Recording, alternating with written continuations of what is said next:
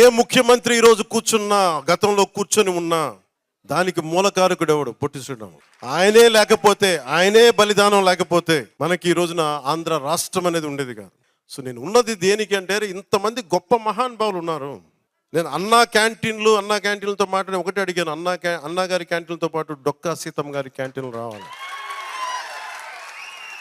అన్నా క్యాంటీన్లు ప్రారంభిస్తున్నప్పుడు దాంట్లో కొంత భాగం డొక్కా సీతమ్మ గారి క్యాంటీన్లు కూడా ఉంటాయి. దేనికి పెట్టుకోవాలి డొక్కా సీతమ్మ గారి? ఎందుకంటే అసలు మనకి ఈ రోజున ఒక పూట భోజనం పెట్టడానికి హోటల్లో పెట్టేయచ్చు, కొని పెట్టేయచ్చు. ఆ రోజుల్లో కట్టెలతో వండాలి, వర్షాలు.